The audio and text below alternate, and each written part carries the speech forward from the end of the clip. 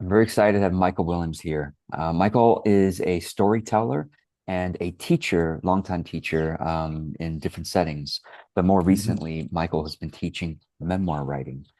And I'm excited to dig into this topic, Michael, because I have known a lot of people over the years who have had, well, all of us have had interesting lives, but a lot of people I've Yeah, known have wanted to capture that in a way. yeah, And some of them have thought of the idea of writing a book about their life, otherwise known as a yeah, memoir. yeah, And others just haven't even captured the idea or haven't had the idea, maybe haven't captured the yeah. rich history of their life. And I wanted to dive into this topic with you to better understand what is memoir writing and how do you lead people through it? What can they expect? Sure. So, anything you want to say about your background before we get going? No, only that it has really evolved. I mean, you're right. It evolved out of my interest in stories and storytelling. And Yeah. 20 years ago, I started telling stories. I worked with young people, but I really saw the potential to work with adults. And so I took storytelling both into the community, but also into the corporate sector as well. And working with corporate leaders around issues of leadership and interdepartmental relationships and all that kind of stuff. And then that got me into health and working with people with chronic illness, which then led me to end of life work, working with people to organize their end of life. And a part of that, we usually think of wills and powers of attorney and that sort of thing. But legacy, people were really keen. I found that people were really keen to somehow make sense of their lives as they are getting towards the end, and they wanted to leave something behind. And one format is the memoir, as you said earlier. Yeah, that's great. And by the way, I just want to mention, I think a lot of the folks watching this who are part of my circle have probably seen you around in various courses, Yeah, and so yeah. it's great to have you here actually explaining your most recent work here. Okay, so memoir writing. Let's talk about. So one thing I want to understand is what, and maybe it's just a matter of words, but what is a memoir compared to, let's say, an autobiography? Yeah. So, in simple terms, an autobiography is more writing about your entire life. Okay. I was born on such and such a day, and you kind of take your reader right from when you were born up until the present day. A Yeah. memoir is a kind of it's a memory. Mm, It's a slice of your life. So it might be you might write a memoir on your coaching career, right. not your entire life, but a significant portion of it. Someone else might write about coming through a really difficult challenge, like overcoming cancer or some Right. other ailment, and they may write about that particular journey. So Mm. that's the difference. Yeah. Yeah, that's really so it's in other words, it focuses on a more meaningful aspect of one's Yeah. life.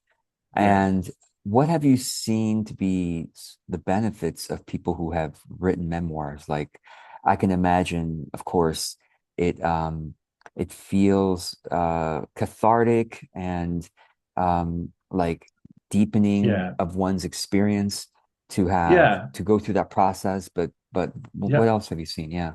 Yeah. So yeah, I think memoirs are really important. They're always popular on the bestseller list. There's always a memoir on the New York Times bestseller list, a Yeah. memoir or two. It is a very powerful form of writing, and I guess the question is, what makes it so powerful or meaningful for Yeah. somebody who writes a memoir? I think first off, the thing to say is that memoir writing is incredibly transformative. It's not just about recording your life story. It's about, as you just suggested, about making sense of it. It's about Yes. making sense of your life. So what I try to do is get people slow down. And when you slow down to reflect on the key moments in your life, your relationships, the turning points in your life, then I think we see our lives with greater clarity and compassion. Mhm. So for many of my clients, especially people in their later years, writing a memoir is a way of reclaiming their voice. It can also become like part of their legacy, a gift that they Mm. can pass on to their loved Right. ones Yes. in Yes. the form of stories or lessons, values to pass Yeah. on. And I've also seen that in the process, healing can take place as well. Yeah, for sure. That many people report that that it's therapeutic, and that there is a healing that can happen. So I really believe, I mean, there's something very powerful about recognizing how far you've come, and I think the memoir process can show you that. Yeah, I like that a lot. Think about how each human is like a rich library of Yeah, yeah, experiences, knowledge, wisdom gained. yeah, Wisdom, of course, is gained through often difficult experiences or just simply transformational experiences. And yeah, it is such a shame that so many people pass on without yeah, having like left their wisdom and their life experiences yeah, for their loved ones or just for the world.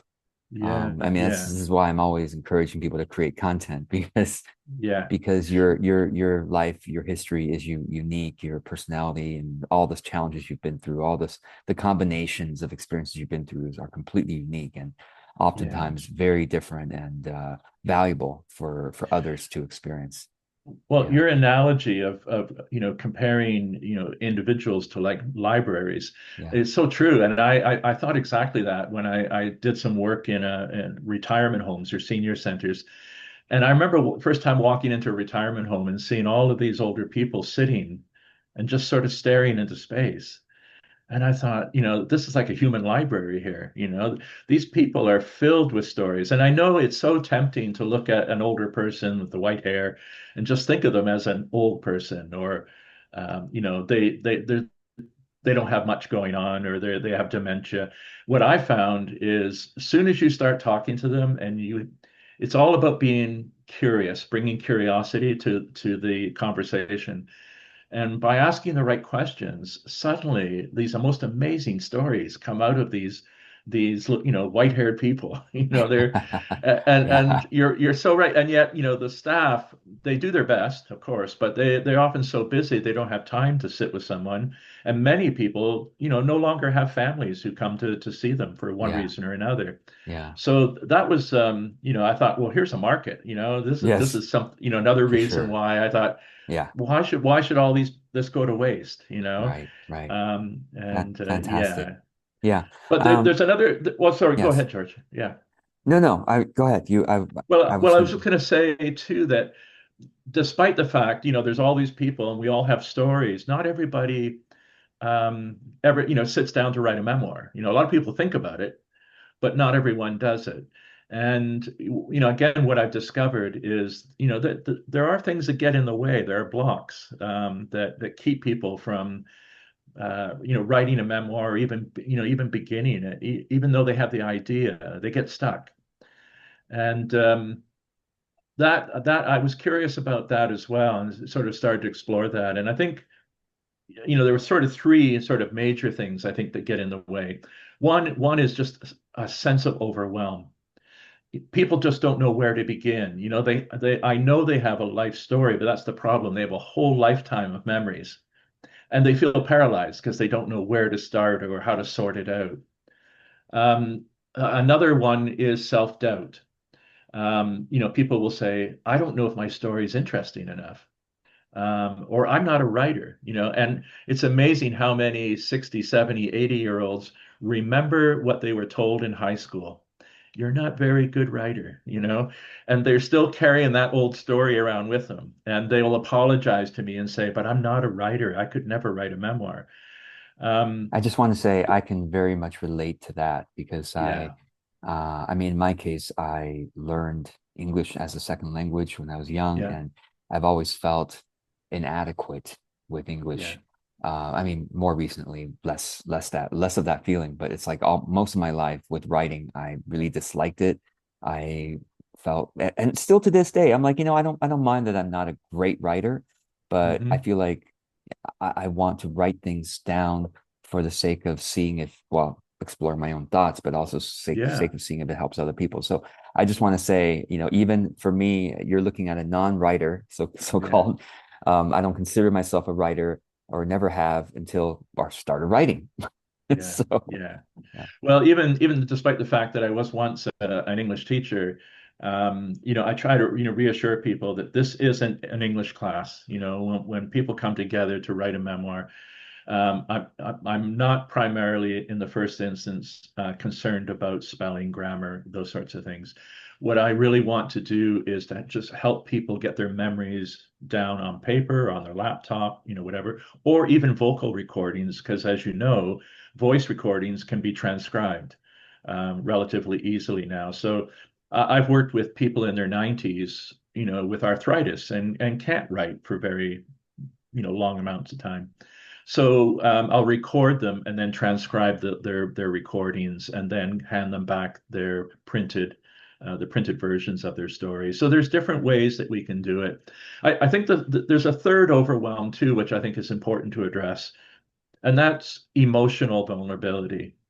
To write a memoir writing really asks people to be honest.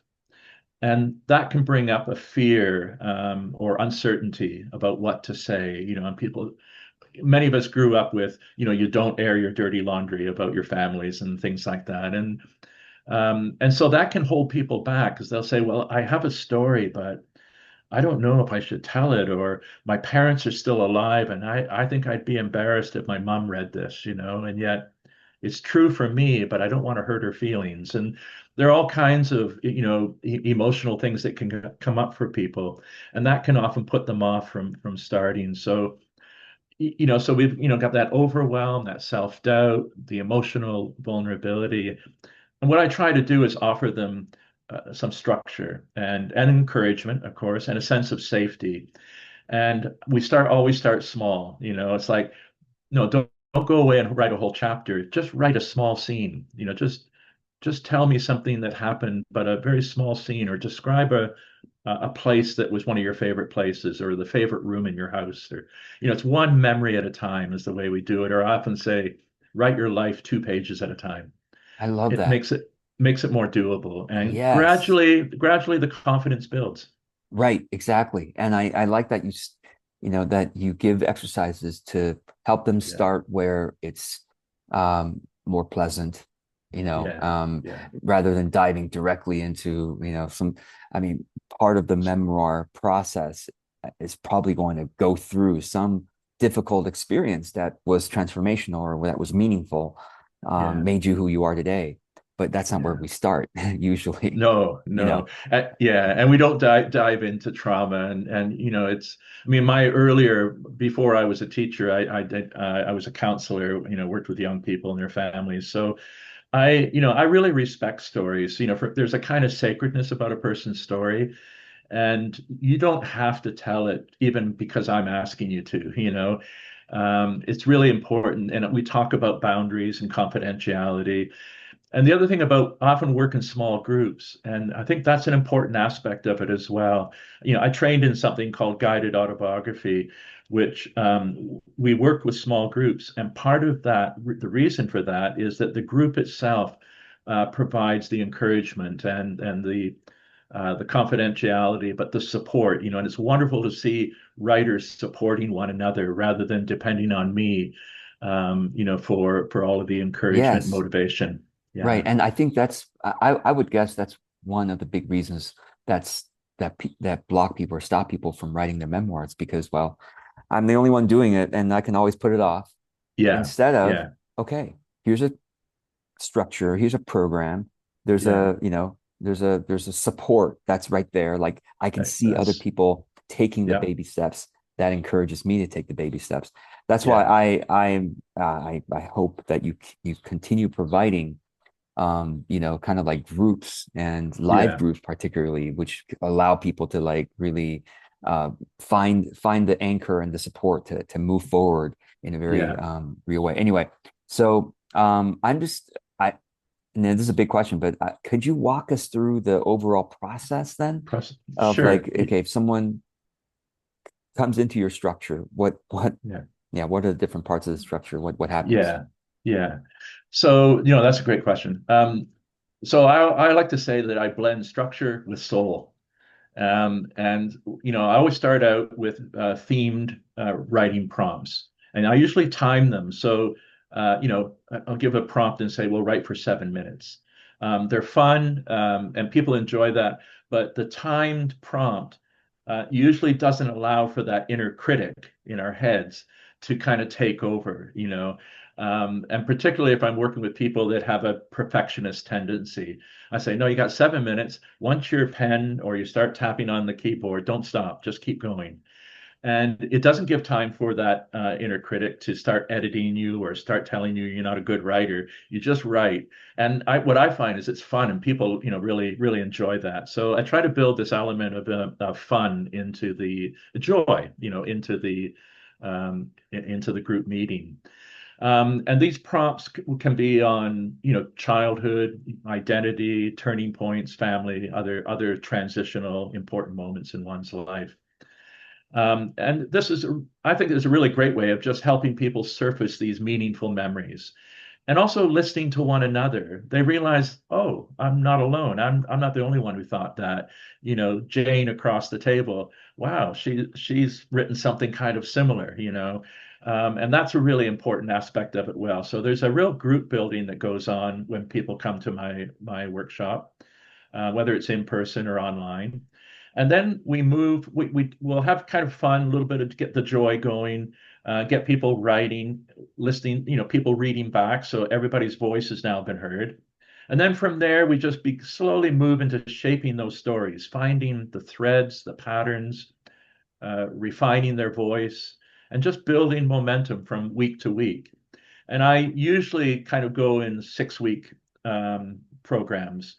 And I've had many people, do 6 weeks, and at the end of the 6 weeks, they say, "When are you starting the next one? I want to keep going."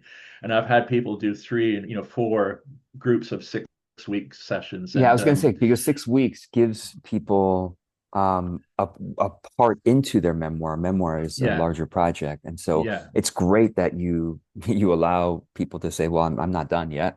Let's yeah. continue." Yeah, That's right. And I think the reason for that too is that I want to instill a kind of sense of accountability with people, because I'm not the one that's going to write their memoir. They are. But if I can take 6 weeks with them to get them started, I'll often follow it up. I will, sort of schedule a follow-up call to see how they're getting on. I'll offer another 6 weeks and say, look, would you like to come back in a month's or a couple of months' time and continue? And recently, I've been thinking about a much longer program, a 9 month program or a year-long program, to help people who are really serious take a small group and see them right through to the end, to publication. So it's not about creating a book on day one at all, but it's about, moving forward slowly but surely, with honesty, with heart. I'll provide feedback for people. I'll give them the structure. I'll give them techniques and some tips about memoir writing, or, things about dialogue, description, and so on, and lots of encouragement. And and I say we, I mean myself and the group, we celebrate everyone's progress in the group, every step of the way. So, yeah. Wow, beautiful. It does sound like a meaningful process, more a fun process, much yeah, easier, shall I say, or less isolated and less of a slog than doing it on one's own. And also the fact that most people who want to do it probably never get around to it until they no, join a program to do it. yeah, yeah. I So don't buy into the lonely artist, the lonely writer working yeah, in some sort of, dark yeah, room somewhere. it, I don't think that works. yeah. Yeah, Um, personally. how does someone know whether they are ready to join a program like this? Um, I think if you have even an inkling that you have a story to tell, whether you've written anything before in your life or not, I think it's worth, getting in touch with me and just having a conversation. And I offer, free conversations, kind of a get to know you kind of, conversation, just to see, if we're the right fit to work together. And if I can hear a story, and I think I have a knack after, years and years of working with stories, both as a teacher and a storyteller and a memoir guide. Um, yeah, that I'm listening for a unique story, a very personal story, but also a story that I can I can hear within it that it has more universal resonance. You know, that's not to say that sometimes people want to write not for publication, they just want to write for themselves or maybe just for members of their family.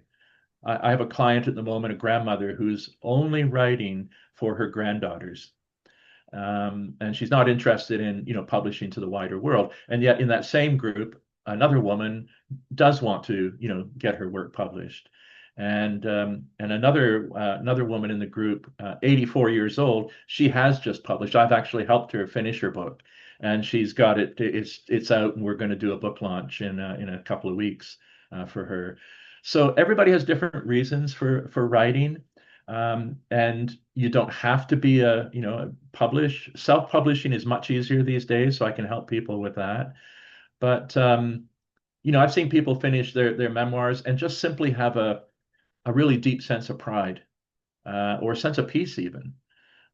It's a kind of like a settling that takes place. It's like, wow, I made sense of something in my life that I just didn't know what kind of meaning it had. Yeah. And so whether you're sharing with family, creating a legacy that could be lost, because once people are gone, their stories are gone, unless Yeah. they've been recorded somewhere or Right. remembered.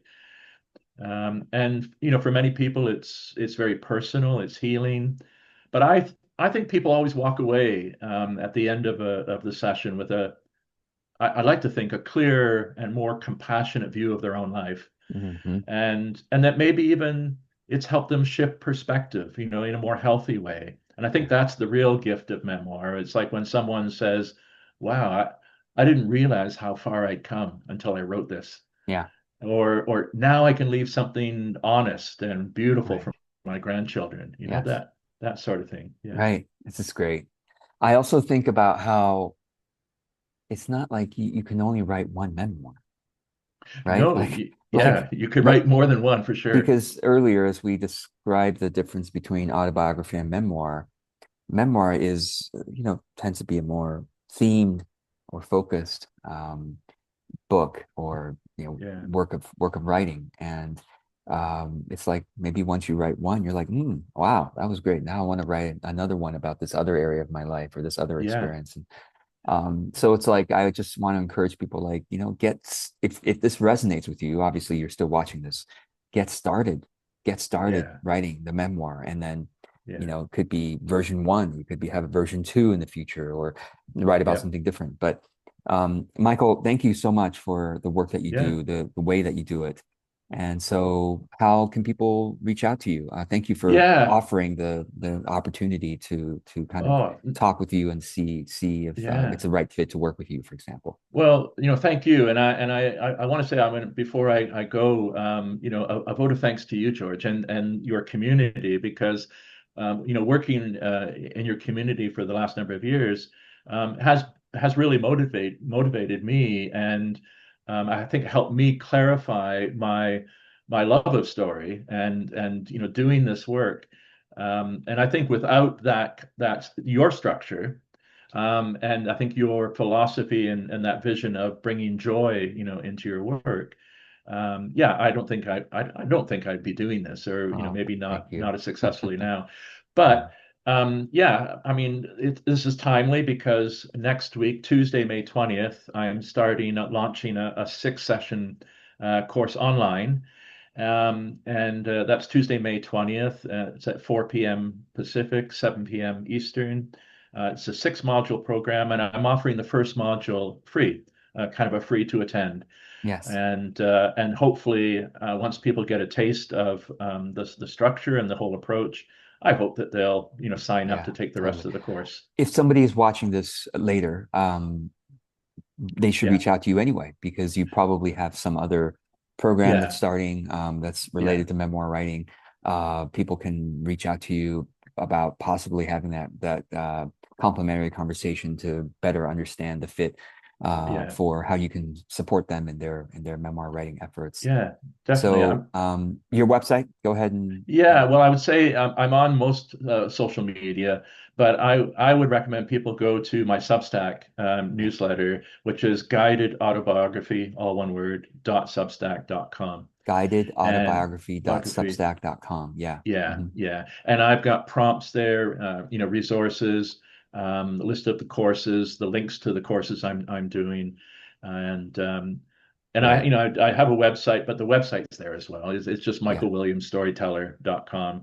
But Yes. the Substack is kind of where everything Yeah. is, and then you can go from there out to whatever Yeah. interests you. Yeah. Wonderful. Thank you so much, Michael. Thanks for Thank your you, work. George. Yeah, I really And appreciate it. Thanks. I hope folks who are watching this are those who are inspired. Reach out. I'll Yeah, put the links below as well. So thank I'd you. love that. Thank you very much. Bye bye.